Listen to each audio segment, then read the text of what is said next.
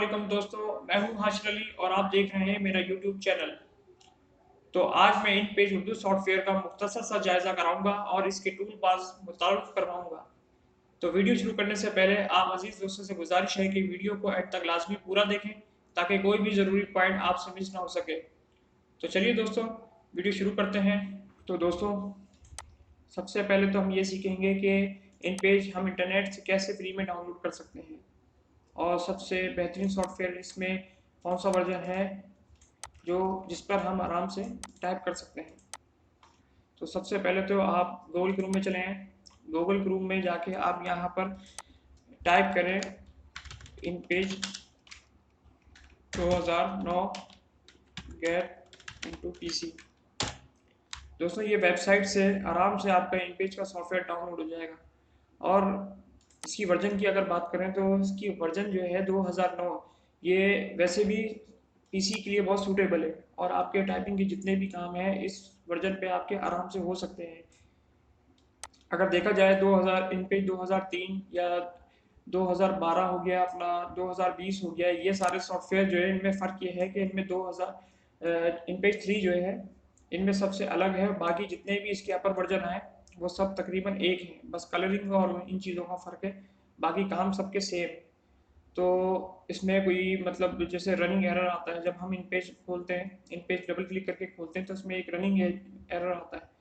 हर इन page में नहीं आता, लेकिन अक्सर जो नए वर्जन आते हैं उसमें भी आता है। कभी रजिस्ट्री फेल हो जाती है, कभी और मसले आ जाते हैं। तो इसमें जो सबसे सूटेबल सॉफ्टवेयर है इन पेज 2009 है। मैं आपको यही सजेस्ट करूँगा कि आप यही डाउनलोड करें और ये आपके लिए जो है बेहतर साबित हो सकता है।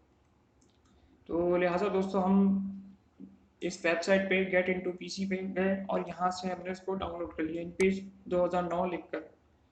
तो आप देखेंगे कि जो डाउनलोड का बटन है, आप यहाँ से इसको डाउनलोड करके इसकी फ़ाइल इंस्टॉल कर सकते हैं। मैंने ये पहले से डाउनलोड किया हुआ है, तो मुझे फ़िलहाल तो आपको मैं दिखाने के लिए जो है ना बताना चाह रहा हूँ कि आप डाउनलोड दबाएंगे तो इस तरह की एक विंडो खुलेगी। यहाँ वेट का ऑप्शन देगा, इसके बाद आपका सॉफ्टवेयर की फ़ाइल, सेटअप की फ़ाइल यहाँ डाउनलोड हो जाएगी। आप उसको डबल क्लिक करके खोल लेंगे और उसको अपने डेस्टिनेशन देकर उसको इंस्टॉल कर लेंगे। दोस्तों, जैसे ही इंस्टॉल होगा, इंस्टॉल होने के बाद आपकी जो सॉफ्टवेयर डबल क्लिक करके खोलेंगे तो आपका कुछ इस तरीके से शो होगा। इसका जो डेस्कटॉप आइकन है वो इस तरह से शो होगा।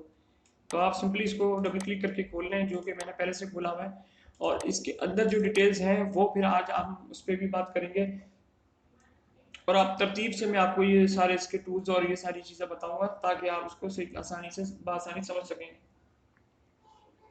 तो पहले तो आपने इसको डाउनलोड कर लिया, इसके बाद आपने इसको ओपन किया और इसके वर्जन को भी आपने नोट कर लिया है कि इसका वर्जन 2009 ही सबसे बेस्ट है। आप कोई और भी ट्राई कर सकते हैं, लेकिन मेरी नज़र में सबसे 2009 सबसे बेहतरीन है। अब दोस्तों, हम इसके जो है ऑप्शंस की बात करते हैं। ये जो मेन्यू बार्स के जितने भी ऑप्शन हैं, फाइल हो गया, एडिट इसमें मेन्यू हो गया, व्यू हो गया, फॉर्मेट हो गया, insert, symbol, utilities, language, Windows, help, ये दोस्तों ये सारी चीज़ें और ये अपना ये ऊपर के जितने भी ये सारे फाइल, एडिट, फॉर्मेट लिखे हुए हैं, ये सब आपके कहलाते हैं मेन्यू बार। और आपका ये है नॉर्मल, जिस पे लिखा हुआ है, जिस पे ऑटो, ये इसकी गैपिंग है, इसके क्या कहते हैं लाइन स्पेसिंग है। और ये फ़ॉन्ट का बता रहा है, ये इंग्लिश में जो फ़ॉन्ट हम इसमें टाइप करते हैं उसका बता रहा है। यहाँ से सिलेक्शन किए जाते हैं, उर्दू के यहाँ से सिलेक्शन किए जाते हैं। तो ये कहलाता है यहाँ से लेकर यहाँ तक, ये रिबन बार कहलाता है।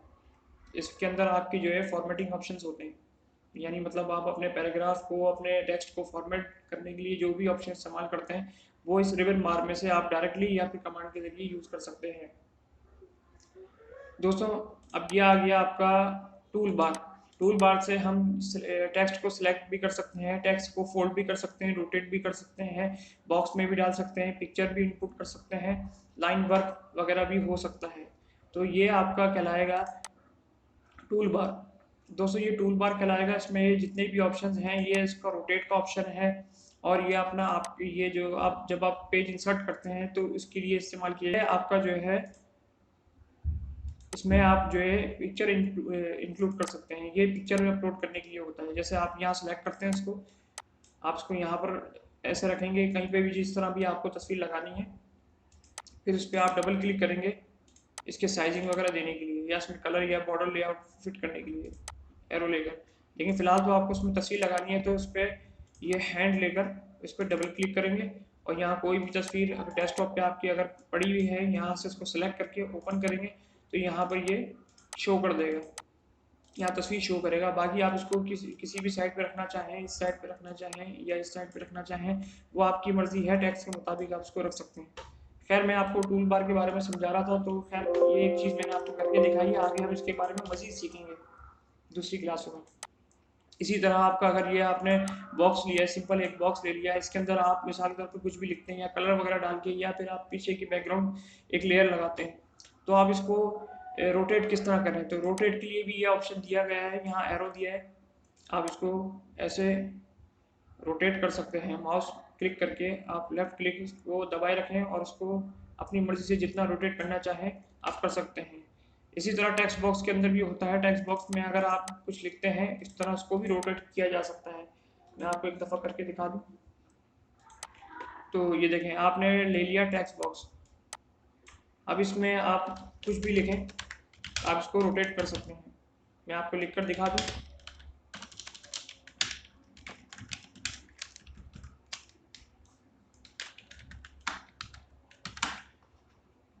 दोस्तों ये आपने लिख लिया, सही है। अब इसके बाद आपने इसको रोटेट करना है, तो आपने सिंपली इसको, सॉरी एक मिनट में, इसकी पहले आउटलाइनिंग इसकी नन हुई है, इसको मैं, ये जो आउटलाइनिंग इसकी नन हुई हुई होती है दोस्तों, यहाँ से इसकी आउटलाइनिंग को ओके करना पड़ता है, तब जाके ये आपको विजिबल होता है। विजिबिलिटी ऑन होगी तब जाके ये रोटेट होगा। ये देखें अब जाके ये रोटेट हो रहा है, तो लाजमी है कि आप इसकी रोटेशन के लिए इसके अंदर विजिबिलिटी ऑन करके रखें, वरना ये आपका रोटेट नहीं होगा। दोस्तों इस तरह के जितने भी टूल हैं, ये है आपका राउंड कॉर्नर बॉक्स हो गया, ये भी आप इसी मकसद के लिए इस्तेमाल कर सकते हैं। इसमें ब्लैक रॉ भी डाल सकते हैं, आप इसके अंदर टाइपिंग भी कर सकते हैं, बैकग्राउंड के तौर पे यूज़ कर सकते हैं। और ये आपका आ गया लाइन। अब ये लाइन आप किसी भी मकसद के लिए इस्तेमाल कर सकते हैं। वैसे टेक्स्ट टाइपिंग के लिए जो है अंडरलाइन का ऑप्शन इस्तेमाल किया जाता है, वैसे ही हम मैनुअली डाल सकते हैं। तो दोस्तों हमने अभी तो एक सिंपली इस बारे में, टूल के बारे में जो है अभी जाना है, बाकी इन पेज की तमाम चीज़ें हम जानेंगे इंशाल्लाह अगली क्लासों में। मैं आपको पूरा गाइड करूँगा इस बारे में। फिलहाल तो आप इसका ओवरव्यू समझ लें कि ओवरव्यू से क्या क्या काम किए जाते हैं। अब इसी तरह देखें, ये जो है आई के बराबर वाला बटन जो है, ये फॉन्ट के साइज को मेंशन करता है। यानी मतलब आप अगर फॉन्ट लेना चाहें या कुछ लिखते हैं, अगर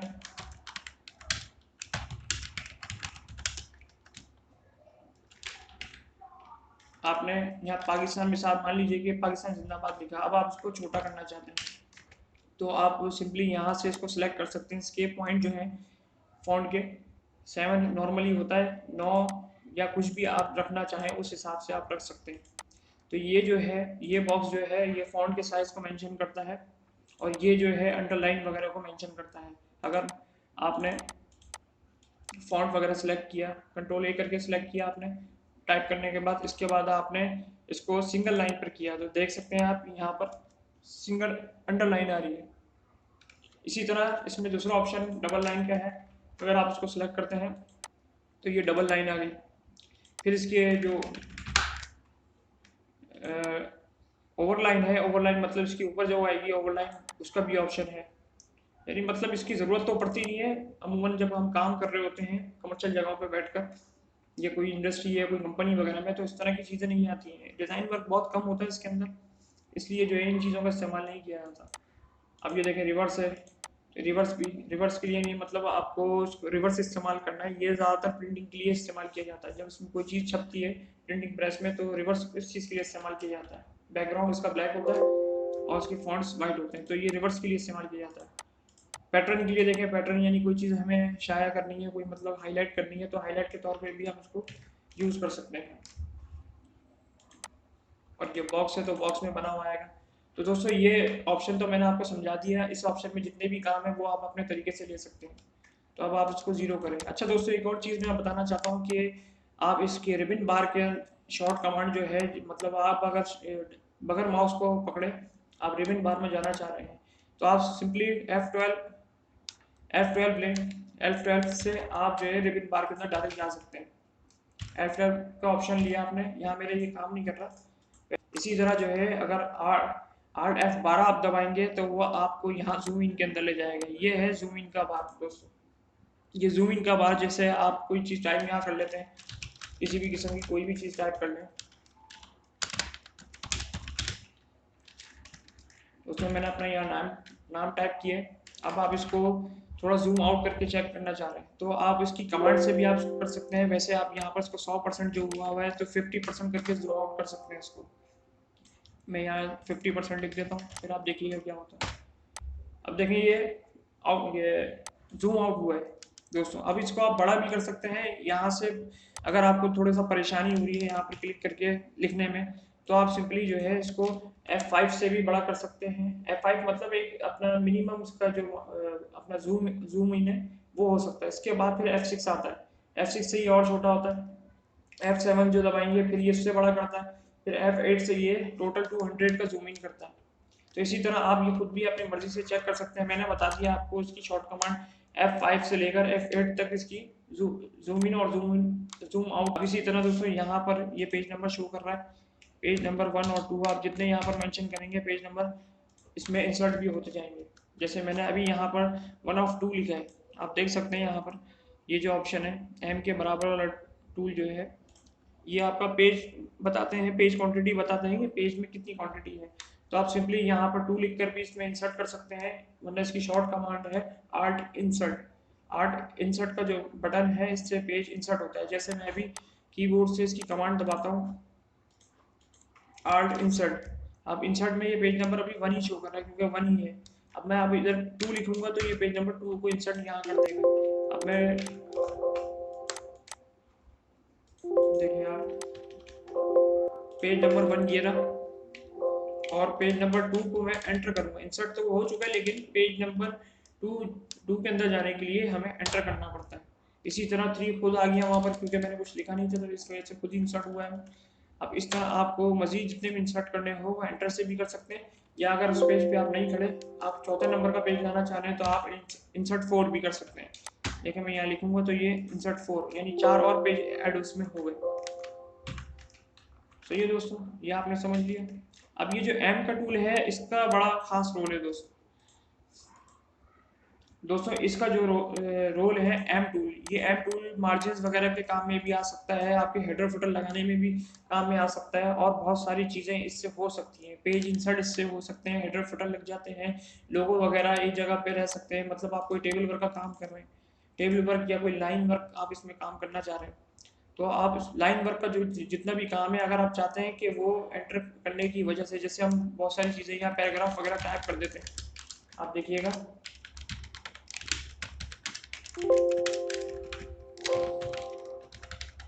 मैं आपको करके बताऊंगा तो आप इसमें आराम से सीख पाएंगे। ये देखिए मैंने ये टाइप किया, अब मैं इसमें कोई बॉक्स रखता हूँ या कोई लाइन डालता हूँ तो ये अपनी जगह से हिलेगा। ये देखिए इससे नहीं, ये बॉक्स से हिलेगा, पिक्चर वाले बॉक्स जैसे हम लगाते हैं तो ये उससे हिलेगा। ये देखिए अभी अपनी जगह से इधर उधर हिल गया। सही, हमें एक मिसाल के तौर पर मान लीजिए कि हमें इसके बैकग्राउंड पे चाहिए कोई चीज़, तो ये जो एम टूल है इसका बड़ा खास रोल है इसमें। अगर आप इसको यहाँ से हटाकर पेज पेज के एम टूल को क्लिक करेंगे तो ये आपको हेडर फुटर लगाने के लिए या बैकग्राउंड में कुछ लगाने के लिए ऑप्शन दे देगा। ये पेज इस तरह ब्लैंक दिखेगा, जब तक ये टूल प्रेस रहेगा एम वाला टूल ये स्क्रीन ब्लैंक रहेगी। तो आपको जो है सिंपली यहाँ तस्वीर लेने के लिए जो है आप वही टूल लें जिसमें आपको मैंने बताया था यहाँ से तस्वीर ली जाती है। यहाँ तस्वीर आपको टेक्स्ट के पीछे चाहिए तो आपने यहाँ लगाया, हैंड लिया और उसको डबल क्लिक किया। डबल क्लिक करने के बाद आप यहाँ से तस्वीर पिक करेंगे, ओके करेंगे, ओके करने के बाद फिर वापस यहाँ क्लिक करेंगे टैब टूल में। सॉरी दोस्तों ये टूल नहीं है, वो दूसरा। दोस्तों आपको यहाँ हेडर फुटर लगाना है। देखें ये हेडर फुटर लगाने के लिए ये टूल जो है एम टूल, ये आपके बहुत काम आ सकता है। मिसाल के तौर पे आपने यहाँ पर एम टूल लिया और एक बॉक्स लिया, आप बॉक्स में टाइप करना चाह रहे हैं, ये वाला बॉक्स टाइप करने के लिए ही है और ये वाला इंसर्ट करने के लिए, पेज इंसर्ट करने के लिए आपने यहाँ लिया और यहाँ आपने इसके अंदर कुछ लिखा।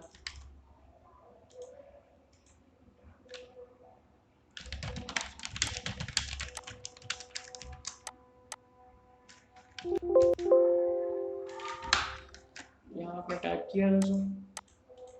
अब ये आपका डिलीटेबल नहीं है, ये पेज के बैक साइड पे और ये हेडर फुटर का काम कर रहा है।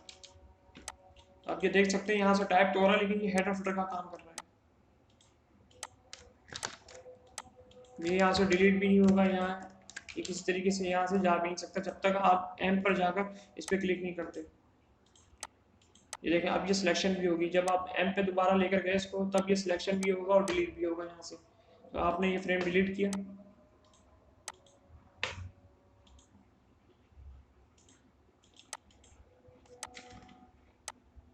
दोस्तों पहले आप इसमें से टेक्स्ट डिलीट करेंगे, टेक्स्ट डिलीट करने के बाद ये आपको डिलीट करके दे देंगे। ये देखिए, सिलेक्ट किया आपने और डिलीट हो चुका है। देख रहे हैं आप, टेक्स्ट इसमें अगर लिखा रहेगा तो ये डिलीट नहीं करेगा। जैसे हमारे वर्ड के अंदर होता है, इंसर्ट में कोई भी चीज़ होती है, हेडर फुटर में कोई भी चीज़ होती है, तो वो ऊपर से डिलीट नहीं करता, उसको टेक्स्ट को भी हटाना पड़ता है हमें, तब जाके हेडर फुटर खत्म होता है। इसी तरह इसके अंदर भी है। फिर हम वापस अपनी स्क्रीन में आ जाते हैं दोस्तों। इसी तरह इसके अंदर इसी टूल से इसमें पेज नंबर भी सेट हो सकते हैं, लेकिन मैं आपको इंशाल्लाह ताला जब मैं आपको टूल बार, मेन्यू बार और रिबन बार के बारे में बताऊंगा इंशाल्लाह, तो उसमें ये पेज इंसर्ट के ऑप्शन पे भी हम बात करेंगे। और बहुत सारी चीज़ें इसमें अभी इस तरह की हैं, कुछ जैसे हो गया स्क्रॉल बार और अपना रूलर बार, ये जितने भी रूलर लेआउट है, इसका स्केल लेआउट है, ये सब इससे भी काम होते हैं। इसमें यहाँ तक ये है कि अखबारी टाइप जो फॉन्ट होते हैं वो भी इस्तेमाल हो सकते हैं। अखबारी टाइप इसके अंदर मेन्यू अपना जैसे अखबार जिस तरीके से बना होता है उस तरह इसको यूज़ कर ले सकते हैं, लेकिन इसमें थोड़ा सा करना मुश्किल हो जाता है। लेकिन लोग इन पेज की फाइलें जो हैं वो कोरल ड्रॉ यानी फोटोशॉप वगैरह इस तरह के सॉफ्टवेयर पे ले जाते हैं, इस तरह काम करना आसान होता है। तो दोस्तों इंशाल्लाह अगली क्लास में हम सीखेंगे इसके बारे में, इनके टूल्स के बारे में, और ओवरव्यू जितना भी इसका है हम उसके बारे में इंशाल्लाह अगली क्लास में बात करेंगे। दोस्तों मेरी वीडियो अगर अच्छी लगी हो तो मुझे सपोर्ट कीजिए और मेरा चैनल लाइक और सब्सक्राइब कर दीजिए। बेल आइकन लाजमी प्रेस कर दें ताकि हर नई आने वाली वीडियोस आपको मिलती रहे।